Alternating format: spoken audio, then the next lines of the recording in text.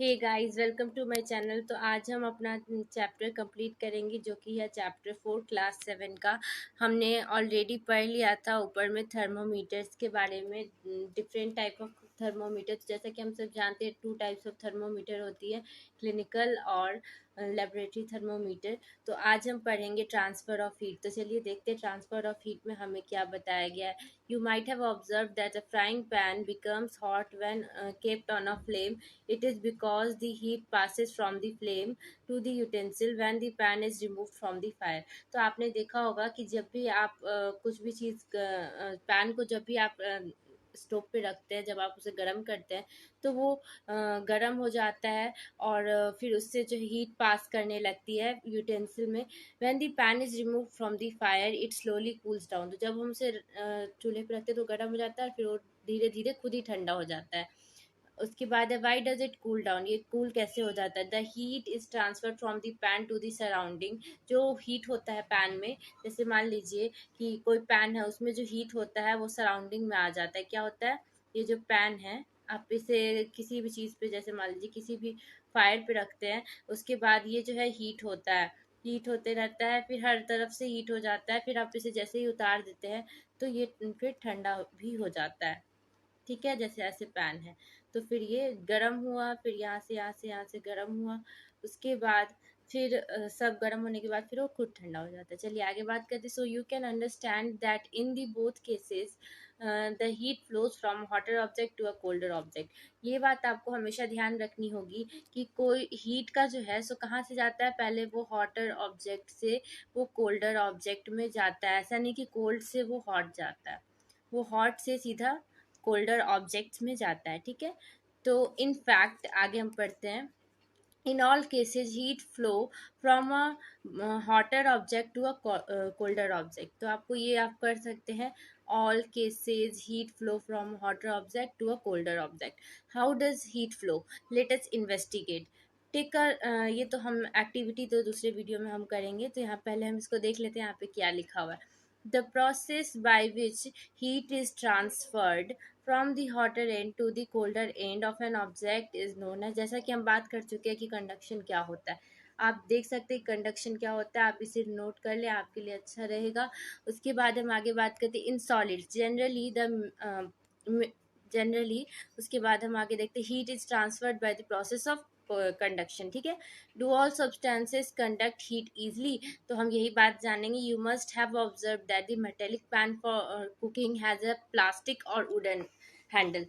तो आपने देखा होगा कि आप अपने किचन में जाइएगा तो आपको पता चलेगा कि वहाँ पे जो भी सामान रहते हैं, जिस यूटेंसिल रहती हैं, तो उसे पकड़ने के लिए जो उसका हैंडल होता है वो प्लास्टिक का होता है या वुडन होता है, क्योंकि ये लोग पुअर कंडक्टर्स होते हैं। ये इसमें जल्दी से आग नहीं लग पाता, या फिर आप कहें तो आग लगेगा तो तुरंत जल जाएंगे वो, और या फिर प्लास्टिक है तो पिघल जाएगा। Can you lift a hot pan by holding it from the handle without getting hurt? हम लोग नहीं कर सकते हैं किसी भी पैन को जो है सो हैंडल के बिना हम लोग पकड़ेंगे तो हाथ जल जाएगा।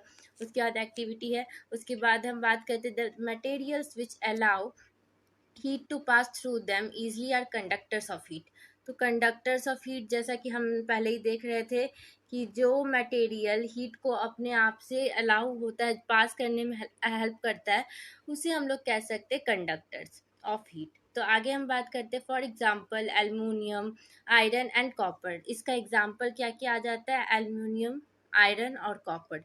उसके बाद the material which do not allow heat to pass through them easily are poor conductors of heat such as plastic and wood। जैसा कि हम पहले ही बता चुके हैं कि जो पुअर कंडक्टर्स होते हैं उसमें हीट और प्लास्टिक मेनली आते हैं, और उसे हम क्या कहते हैं? पुअर कंडक्टर्स ऑफ हीट जो भी होते हैं उसे हम कहते हैं इंसुलेटर्स। आगे बात करते हैं the water and air are poor conductors. अब हम यहाँ बात कर लेते हैं वाटर और air.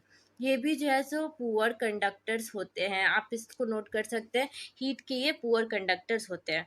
Then how does the heat transfer take place in these substances? तो इस सब्सटेंस में कैसे हीट जगह लेते हैं अपनी, तो हम उसके बारे में जानते हैं। चलिए,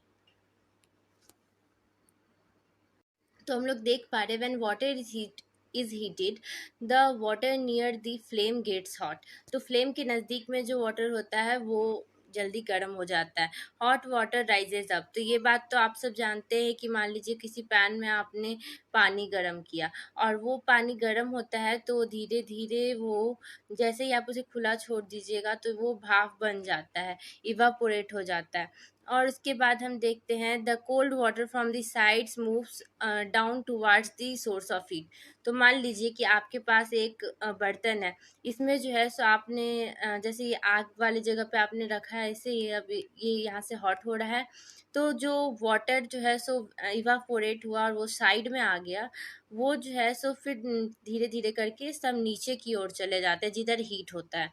तो वही आपको समझना है। उसके बाद दिया हुआ this water also gets hot and rises, और ये जैसे कि हम सब पहले ही देख चुके हैं कि वो वाटर जो है जब नीचे आ जाएगा तो जैसे नीचे वाला पानी जो इवापोरेट हो रहा है, तो जो साइड वाला पानी नीचे आएगा वो पानी भी इवापोरेट हो जाएगा। उसके बाद देखते हैं क्या दिया हुआ है। उसके बाद दिया हुआ है and water from the sides moves down, तो जैसा कि हम पहले ही जान चुके हैं कि जो वाटर साइड्स में रहेगा वो भी नीचे आके जो है सो मतलब नीचे चला जाएगा और फिर वो भी इवापोरेट हो जाएगा। This process continue till the whole water gets heated, तो जब तक पूरा पानी गर्म नहीं हो जाता ये प्रोसेस चलते रहता है, प्रोसेस चलते रहता है। This mode of heat transfer is called convection, तो इसको क्या कहते हैं, कन्वेक्शन। यहाँ से आप नोट कर सकते हो ऊपर वाले से कि जिस प्रोसेस में जो है सो पानी जो है सो इवापोरेट हो जाता है नीचे से, जैसे कि हम लोग ने देखा कि वो स्टार्ट होता है किसी बर्तन में, जैसे आप गर्म कर रहे हो पानी तो यहाँ से स्टार्ट होता है, फिर साइड से आता है, फिर वो सब जाके हवा में चला जाता है और इवापोरेट हो जाता है। How does the heat travel in air, in which direction does the smoke go? The air near the heat sources gets hot and rises. The air from the sides comes in to take its place. In this way, the air gets heated. The following activity confirms this idea. तो ये activity है उसे देखना पड़ेगा। अभी हम पहले आगे का देख लेते हैं। हम यहाँ पे पढ़ते हैं क्या दिया, the people living in the coastal areas, coastal area वैसे एरिया को कहते हैं जहाँ पे पानी हो, जैसे कि नदी वगैरह कुछ भी सोर्स हो, तो एक्सपीरियंस एन इंटरेस्टिंग फिनोमिन। अब क्या फिनोमिन होता है, during the day the land gets heated faster than the water, जो लैंड होता है वो बहुत जल्दी गर्म हो जाता है और पानी से ज़्यादा जल्दी गर्म हो जाता है। The air over the lands became hotter and rises up, तो यहाँ पे बताया जा रहा है जो एयर है लैंड के ऊपर वो गर्म होके वो भी जो है सो राइज ऊपर की ओर चला जाता है। और उसके बाद the cooler air from the sea rushes in towards, तो यहाँ पे ये दिया हुआ है, ये चीज़ आप नोट कर सकते हैं। अब मान लीजिए कि ये यहाँ पे हम एक चीज़ देख लेते हैं, ये लैंड है, ठीक है, और यहाँ पे वाटर है, क्या है, वाटर है। उसमें जो है सो क्या होता है कि लैंड जो है सो जल्दी हीट होगा, क्या होगा, जल्दी हीट हो जाएगा। हीट होने के बाद जो है सो वो उसके ऊपर का जो मॉइस्चर रहेगा वो ऊपर, एयर रहेगा वो ऊपर जाएगा, ऊपर जाएगा, और ये फिर जाएगा यहाँ। और जो सी ब्रीज में जो भी होता है एयर, जो कि कोल्ड एयर होता है, वो जो है सो चला जाता है लैंड के पास। कहाँ चला जाता है, लैंड के पास। तो आप समझ गए होंगे the warm air from the land moves towards the sea to complete the cycle. तो ये हम लोग देख लिए कि वार्म एयर जो होता है वो सी के पास, जो वार्म एयर होता है वो चला जाता है लैंड पे। The air from the sea is called, अब जो एयर जो है सो सी से जाता है उसे हम लोग क्या कहते हैं, sea breeze. To receive the cooler sea breeze, the windows of the houses in coastal areas are made to face the sea. अब जो कोस्टल एरिया में घर बनते हैं वो जो है सो सी के तरफ फेस करके होते हैं। At night it is exactly, हम देख लेते हैं क्या दिया हुआ है। At night it is exactly the reverse, यही चीज उल्टा हो जाता है। जैसे कि हमने जाना कि जो है सो लैंड का जो है सो चला जाता है सी में, यहाँ से लैंड से जो है सो ये सी में जाता है और फिर उसके बाद सी से लैंड में जाता है। तो the water cools down more slowly than the land, so the cool air from the land moves towards the sea. तो जो एयर जो है सो लैंड से जाता है मूव करते हुए सी की तरफ, उसे हम क्या कहेंगे, उसे कहेंगे लैंड ब्रीज। तो आप यहाँ से देख सकते हैं कि cool air from the land move towards the sea, this is called land breeze. उसके बाद हम बात करते हैं when he comes out in the sun we feel warm, तो जब हम भी हम जो है सो सन में जाते हैं तो हमें गर्म महसूस होता है। मतलब वार्म महसूस होता है। How does the heat from the sun reach us, जो सन है उससे हम जैसे मान लीजिए सन है, तो उसकी जो रोशनी है और उसकी जो वार्मनेस है, गर्माहट है, वो हम तक कैसे पहुंच पाती है, तो हम ये देख लेते हैं। How does the heat from the sun reach us, it can not reach us by conduction or convection. तो ये कुछ और ही प्रोसेस से जो है सन से हमारे तक हीट पहुंचता है। ये कंडक्शन भी नहीं है और कन्वेक्शन भी नहीं है। As there is no medium such as air in most part of the space between the earth and the sun. तो यहाँ पे आप देख सकते हैं कि डे टाइम में क्या होता है और इधर नाइट टाइम में क्या होता है। अब देखिए कि इसमें पिक्चर में दिखा रहा है कि ये जो है सो सी से जो है सो लैंड की तरफ जा रहा है डे टाइम में। तो आप यहाँ देख सकते हैं, ये चीज़ आप देख सकते हैं। और फिर इधर नाइट टाइम में हम देख लेते हैं, तो नाइट टाइम में जो है सो लैंड से जो है सो ये सी की तरफ जा रहा है। तो मतलब जैसे मान लीजिए जिस जगह का गर्म हवा जो है सो उड़ के भाप बन गया और फिर वो जाके सी में चला गया, तो सी के पास जो गर्म हवा होगा वो चला जाता है लैंड के पास। तो यही चीज़ होता है, यही एक साइकिल क्रिएट हो जाता है।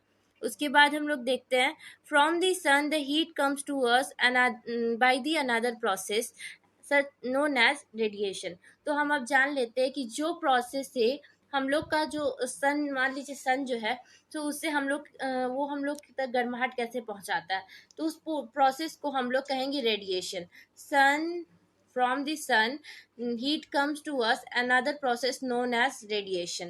The transfer of heat of by radiation does not require any medium. तो यहाँ पे जो है सो ये जो प्रोसेस होता है उसमें कोई भी मीडियम का जरूरत नहीं होता है, ये डायरेक्ट पहुंच जाता है। It can take place whether a medium is present or not, वहाँ पे मीडियम प्रेजेंट हो या ना हो, ये जगह ले लेता है अपनी और ये पहुंच जाता है। when we sit in front of the room heater we get heat by this process। तो अब जो आप मान लीजिए आपके रूम में कोई हीटर लगा हुआ है, अब उस हीटर से जो है सो हमारे पास जो है सो गर्मी आ रही है। ठंडी मौसम में आप लोगों ने देखा होगा कि जब कोल्ड का मौसम होता है तब आप हीटर लगाते हैं, तो उसकी वही प्रोसेस होता है बिल्कुल सन के साथ। सन भी वही चीज़ करता है, जैसे सन है उसकी जो गर्माहट है वो हम तक पहुंच रही है, वैसे ही इस हीटर की भी जो गर्माहट है वो हम लोग तक पहुंच रही है। उसके बाद हम देखते हैं we get heat by this process. हाँ, तो रेडिएशन इसमें भी होता है। A hot utensil kept away from the flame cools down as it transfer heat to the surrounding by radiation। तो हम यहाँ देख पा रहे हैं कि लिखा हुआ है a hot utensil kept away from the flame cools down। जो फ्लेम से दूर रहता है वो जल्दी ठंडा हो जाता है और ट्रांसफर कर देता है हीट सराउंडिंग में बाय रेडिएशन प्रोसेस से। आवर बॉडी टू, हमारा बॉडी भी यही करता है, gives heat to the surrounding and receive heat from it by radiation. तो आगे हम देखते हैं कि आगे हमारे बारे में आगे क्या दिया गया है। हमें बताया गया है कि all hot bodies radiate heat. तो जितनी भी हॉट बॉडीज होती है सारी जो है सो हीट रेडिएट करती है। When this heat falls on some object a part of it is reflected. तो हम देख लिए यहाँ पे a part is absorbed and a part may be transmitted, कि a part is absorbed and a part may be transmitted. The temperature of the object increases due to absorbed part of the heat। तो यहाँ पे हमें ये बताया गया। इसके बाद हम क्या देख रहे हैं, why are you advised to use an umbrella when you go out in the sun. तो जब हम सन में बाहर जाते हैं तो हमें क्यों कहा जाता है अम्ब्रेला यूज करने के लिए, धूप से बचने के लिए। You know that in summer we prefer light coloured cloth and in winter we usually wear dark colored cloths, why is it so। तो हम पहले आपको बताते हैं कि ऐसा क्यों होता है। अब मान लीजिए समर का सीजन है, उस समय हम लाइट कलर के क्लॉथ इसलिए पहनते हैं क्योंकि लाइट कलर के क्लॉथ जो है सो हीट को जो है सो रेडिएट करते हैं, यानी वापस जो है सो हीट जो है सो अब्जॉर्व नहीं कर पाता है वो। और वो हमें क्या चाहिए होती है, गर्मी के मौसम में हमें यही चाहिए होता है कि हमें जो है सो हीट ज़्यादा ना लगे और हम कूल रह सके। तो लाइट कलर का क्लॉथ जो होता है वो कूल रहता है। और वहीं अगर हम लोग बात करें कि हम लोग कोल्ड सीजन में, यानी जब ठंड होती है तब जो है सो हम डार्क कलर के क्लॉथ्स पहनते हैं, क्योंकि डार्क कलर के क्लॉथ जो है सो हीट को बहुत अच्छा अब्जॉर्व कर लेते हैं और आपको गर्म महसूस कराते हैं, वार्म महसूस कराते हैं। क्या कराते हैं? वार्म वार्म महसूस कराते हैं। उसके बाद हम देखते हैं कि आगे क्या सब चीज़ें दी गई हैं। अब यहाँ पे एक एक्टिविटी भी दी गई है, utensil with black and white surface दी गई है। उसके बाद फिर हम बात कर लेते हैं, woollen clothes keep us warm in winter. In the winter we use woollen clothes. तो जैसे कि हम सब जानते हैं कि विंटर का जब सीजन होता है तो हम वुलन क्लॉथ्स यूज करते हैं। Wool is a poor conductor of heat. तो मैं बता दूं कि ऊल जो है सो पुअर कंडक्टर ऑफ हीट होता है। ये जो है सो मतलब हीट को ज़्यादा एब्जॉर्व। तो हम देख रहे थे कि यहाँ पे दिया हुआ है, moreover these there is air trapped in between the wool fibres. तो एयर जो है सो उल का, मान लीजिए उल का जो फाइबर होता है, जो भी ड्रेस बनता है उल का, उसके फाइबर के बीच में क्या करता है, एयर आके फंस जाता है, एयर फंस जाता है उसके बीच में। और उसके आगे हम देखते हैं आगे हमें क्या क्या चीज़ें बताई गई। The air prevent the flow of heat from our body to the cold surrounding. तो एयर जो है सो एयर फ्लो जो होता है हीट का, तो वो हमारे बॉडी से जो गर्म चीज़ें होती है तो वो उसे कोल्ड सराउंडिंग में भेज देती है। तो उससे हमें क्या होता है कि जब हमें ठंड लग रही होती है तो हम गर्म महसूस करते हैं। Suppose you are given the choice in winter of using either one thick blanket or two thin blanket joined together, what would you choose and why? Remember that there would be a layer of air in between the blankets। तो हम यहाँ पे जान लिए। और हम देखिए, मान लीजिए कि ये बात आपको बहुत अच्छे से ध्यान रखनी होगी। फाइबर टू फैब्रिक में भी हमने ये बात पढ़ी थी कि मान लीजिए अगर आपको समर सीजन है तो उसमें हमें लाइट कलर की क्लॉथ्स ही पहनने चाहिए, ठीक है। उसके बाद जो है सो अगर कोल्ड का सीजन आ जाता है तो उसमें हमें डार्क कलर के क्लॉथ्स पहनने चाहिए, क्योंकि ये जो है सो हीट को एमिट करता है, हीट को मतलब कि अपने अंदर लेता है, एब्जॉर्व कर लेता है। वहीं अगर लाइट कलर के क्लॉथ्स को बात करें तो हीट को रेडिएट कर देता है और अपने अंदर आने नहीं देता है, यानी दूर कर देता है, आपको गर्मी नहीं लगती है। तो लाइट कलर के क्लॉथ्स पहनने चाहिए। तो ये हमने देखा। उसके बाद यहाँ पे समरी दी गई है, समरी का हम एक अलग वीडियो बनाएंगे तो इसका हम लोग डिस्कस कर लेंगे क्या क्या चीज़ें दी गई है। उसके बाद कीवर्ड्स यहाँ पे दी गई है। सेल्सियस स्केल, जैसे कि हमने पढ़ा था कि जो थर्मोमीटर होते हैं इसमें सेल्सियस स्केल होता है। फिर कंडक्शन के बारे में भी हमने पढ़ लिया। फिर कंडक्टर, कंडक्टर क्या होते हैं, हीट के कंडक्टर जो होते हैं वो अपने थ्रू जो है हीट को पास करने देते हैं। Material which helps in passing the heat from it.